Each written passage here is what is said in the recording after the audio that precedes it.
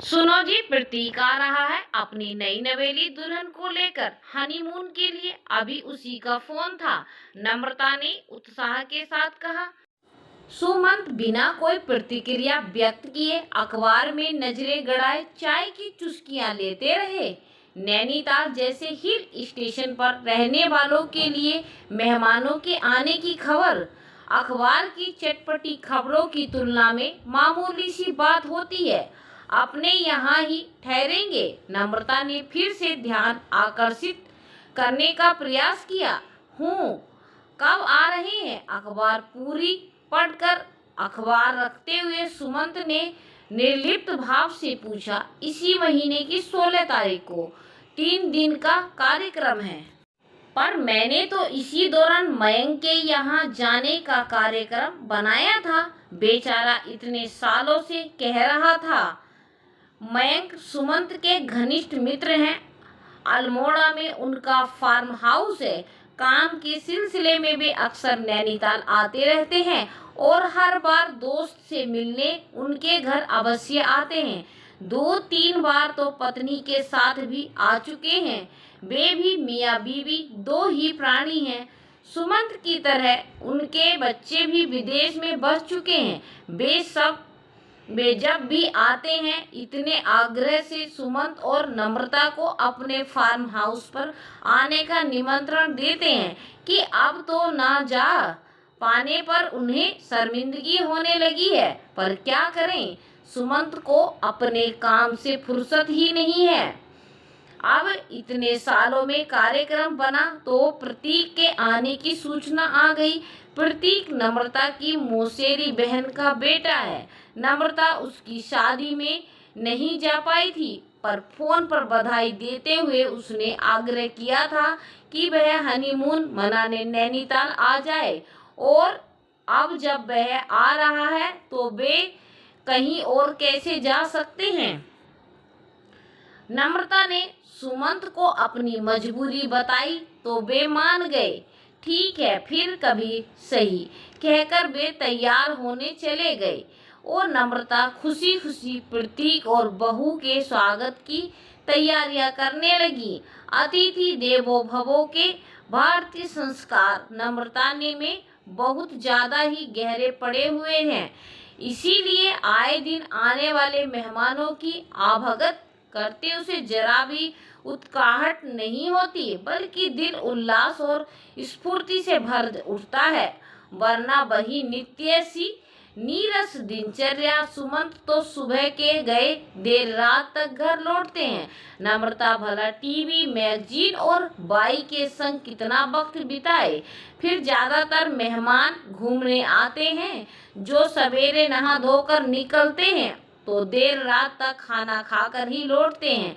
इसीलिए काम का ज्यादा बोझ भी नहीं बढ़ता और उनसे हंस बिताया कर नम्रता तरोताजा हो जाती। इसी बहाने उसे चाय नाश्ते के संग अपनी पाक कला के गुर प्रदर्शित करने के मौके भी मिल जाते। सुमंत भी ऐसे मौकों का पूरा लुत्फ उठाते हैं और खान पान के दौरान कई बार मजाक करने से भी नहीं चूकते। आप लोग आते रहा कीजिए, इसी बहाने हमें भी अच्छा खाने को मिल जाता है। नम्रता झूठ मूठ आंखें तरेर देती, पर सच ही तो है, दो लोगों के लिए कुछ बनाने का मन ही नहीं करता। फिर सुमंत को डायबिटीज है, इसीलिए परहेज का पूरा ध्यान रखना होता है। पर मेहमानों के आने पर 2 दिन उन्हें भी थोड़ी छूट मिल जाती है। सोचते हुए नम्रता जल्दी जल्दी पानी भरने लगी। हिल स्टेशन पर पानी की बड़ी किल्लत रहती है। बड़ी मुश्किल से कुछ देर के लिए पानी चढ़ता है। अरे हाँ, उन्हें कुछ उपहार भी तो देना है। शादी में तो जा नहीं पाई, अब यहाँ आ रहे हैं तो अच्छा मौका है। पर क्या दूं? कोई अच्छा सा जेवर या कपड़े या सौंदर्य प्रसाधन या नई गृहस्थी बसाने का कोई सामान, पर ये सब तो उनके पास होगा ही। फिर क्या दूं? सुमंत से पूछना तो बेकार है। वे तो इन बातों को झमेला मानकर दूर ही रहते हैं। सब कुछ मुझ ही पर छोड़ रखा है। नम्रता ऊहापोह में थी। उधेड़-बुन में उलझी वह घर के काम निपटाती रही। चलो आने पर उन्हीं से पूछूंगी या टोह लेने की कोशिश करूंगी कि उन्हें क्या चाहिए। सोचकर नम्रता थोड़ी निश्चिंत हुई। निश्चित समय पर प्रतीक दुल्हन के संग आ गया। मेघना सचमुच गुड़िया सी थी, नाजुक, संकोची, धीमी आवाज, आदर्श नई बहू की तरह वह हर काम में नम्रता की मदद करती, दुपट्टा सर पर डाले रखती। नम्रता ने उसे व्यर्थ तकलीफ के लिए मना भी किया, पर वह चुप रहती। नम्रता ने सुमंत से दबे स्वर में शिकायत भी की तो वे बोले, अरे तुम सास हो, उसकी उम्र और अनुभव का लंबा फासला है, तुम दोनों के बीच क्या उम्मीद करती हो वह सहेलियों की तरह तुमसे हंसी इकट्ठा करेगी। नम्रता मन मार कर रह गई। शायद सुमंत ठीक ही कह रहे हैं।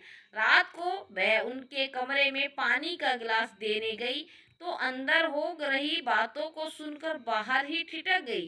तुमने मुझे पहले बताया क्यों नहीं कि यहाँ हम किसी 5 स्टार होटल के हनीमून स्वीट में नहीं, वरना तुम्हारी मौसी के यहाँ रुकने वाले हैं।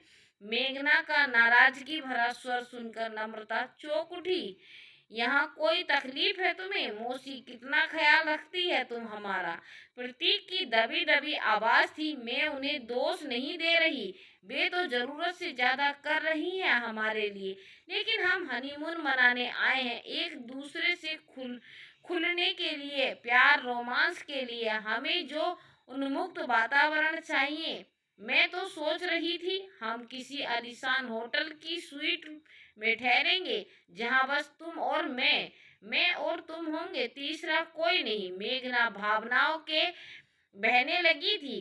बंदिश तो यहाँ भी कोई नहीं है मेघना, मौसी तो कुछ नहीं कहती। प्रतीक का अपराध सा स्वर भरा, तुम समझ नहीं पा रहे मैं क्या चाहती हूँ। मौसी तो नहीं कहेंगी, लेकिन मुझे तो लगता है ना, नहीं ब्याहता हूँ, ससुराल है यह, मेरा संकोच जकड़े रहता है, हर वक्त हमसे चुहल करते भी डर लगता है, कोई देख ना ले। मैं तो इतनी उमंग से जींस स्कर्ट, पारदर्शी नाइटी और जाने क्या क्या संग लाई थी, पर अब यहाँ मेघना के स्वर में हताशा झलक उठी थी। नम्रता का मन ना चाहते हुए भी उनके प्रति सहानुभूति से भर उठा।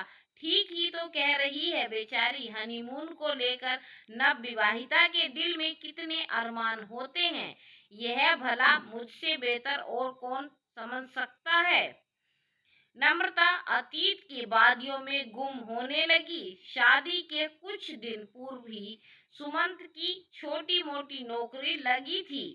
हनीमून पर जाने कि जितने पैसे उनके पास नहीं है, यह जाकर मुझे बहुत आघात लगा था। सिनेमा देखकर, सहेलियों से सुनकर हनीमून के जो ख्वाब सजोए थे उनको बिखरता देखकर मुझे घोर पीड़ा हुई थी। आज सुमंत हर तरह से संपन्न है, हिल स्टेशन पर हमारा घर है, हर 2-3 साल में हम विदेश घूमने जाते हैं, लगभग पूरा विश्व घूम चुके हैं, पर हनीमून ना मना पाने का संतरास आज भी दिल में सूल की तरह चुभता है।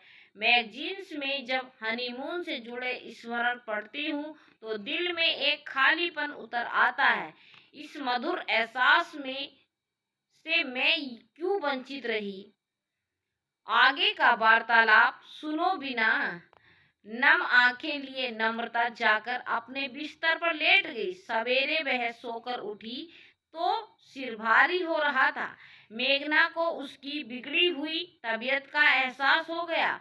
लाइए मुझे बताइए क्या करना है, मैं बना देती हूँ नाश्ता। अरे नहीं, अभी रमिया आकर बना देगी, तुम नहा धो लो।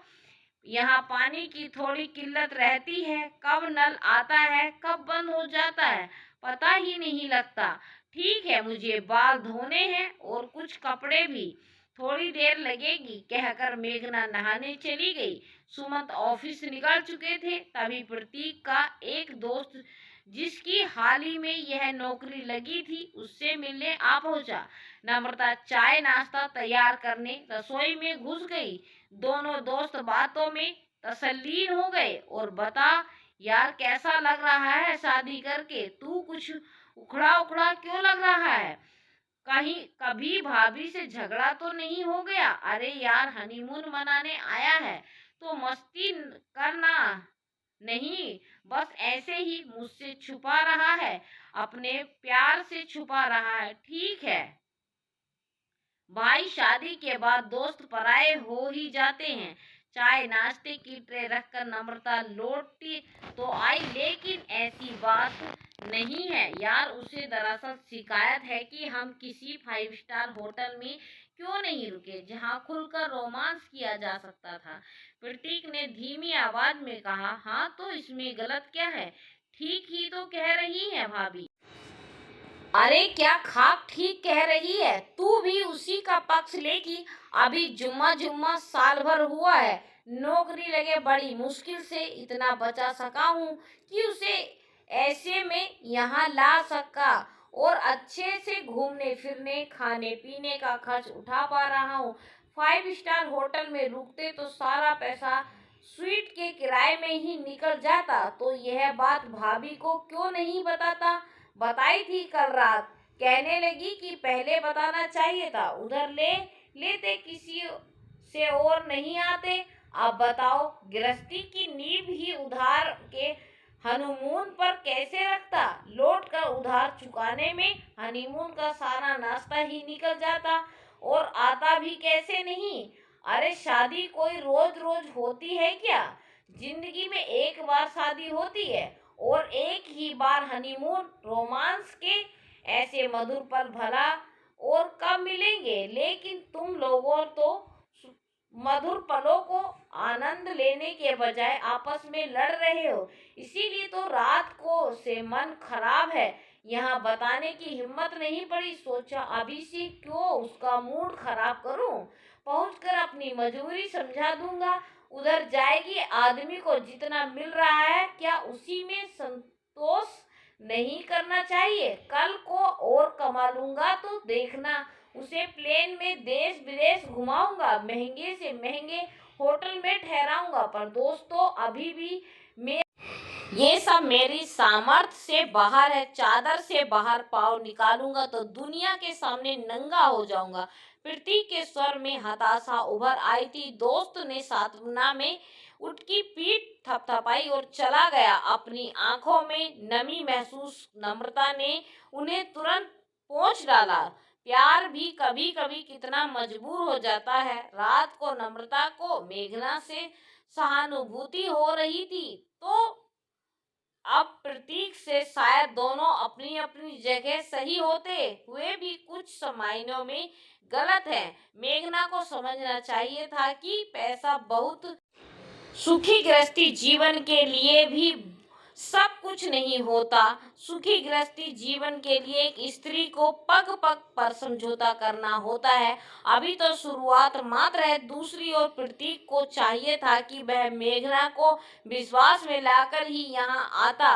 प्रकाश में ऊंची उड़ान भरते पंछी के अचानक कतर दिए जाए तो वह लड़खड़ाएगा ही। फिर भले ही आप कितना ही सहारा दो, संभलने में वक्त तो लगेगा ही। नम्रता गहन सोच में डूब गई थी। वे दोनों घूमने निकले। इससे पूर्व ही वह एक फैसला ले चुके थे। बच्चे कहते हुए अच्छे तो नहीं लग रहा, पर मजबूरी दरअसल इन्हें एक घनिष्ठ दोस्त की बेटी की शादी अचानक तय हो गई। लव कम अरेंज ज्यादा मामला है, तो हमें कुछ दिनों के लिए वहां जाना पड़ रहा है। तुम चाहो तो यहाँ रुक सकती हो, मैं चाबी दिए जाती हूँ, लौटते वक्त पड़ोस में दे जाना। नहीं मौसी, उसकी जरूरत नहीं है, आप निश्चिंत होकर जाइए, हम अभी होटल में शिफ्ट हो जाते हैं। वैसे भी पूरे दिन तो हम बाहर ही रहते हैं। प्रतीक ने बीच में ही अपना मत रख दिया। सब कुछ नम्रता की योजना अनुसार ही हो रहा था। अच्छा बेटा, जैसे तुम्हारी मर्जी, पर यदि तुम्हें होटल में ही शिफ्ट होना है तो इसके लिए एक दोस्त का यह 5 स्टार होटल है, वहाँ सही कीमत पर हम तुम्हारे लिए स्वीट बुक करा देते हैं। यह तुम दोनों को हमारी ओर से शादी का तोहफा है। अब इसके लिए इनकार मत करना, वरना मैं नाराज हो जाऊंगी। पर मौसी, इतना महंगा तोहफा ना, तोहफे की कीमत नहीं आंकते। फिर मैं सुमंत से बात करती हूँ। तुम अपनी पैकिंग करो, मैं अपनी पैकिंग करती हूँ। प्रतीक के चेहरे से खुशी टपकी पड़ी रही थी। वही मेघना के चेहरे पर शर्मिंदगी और पश्चाताप के मिले जुले भाव थे। शायद उसी स्थिति में कुछ अनुमान हो गया था। नम्रता ने स्नेह से उनके सिर पर हाथ फेरा और वह भावुक होकर उसके सीने से लग गई। फार्म हाउस जाते वक्त नम्रता ने सुमंत को सारी बात बताई तो वे ठहाकर हंस पड़े। वाह मैडम, आपने तो एक ही तीर से कई शिकार कर डाले। हमें भी खुश कर दिया और उन दोनों को भी। लेकिन सबसे ज्यादा खुश तो नम्रता स्वयं थी। एक गृहस्थी की शुरुआत में ही दरक जाने से बचाकर उसने जमाने भर की खुशियां हासिल कर ली थी।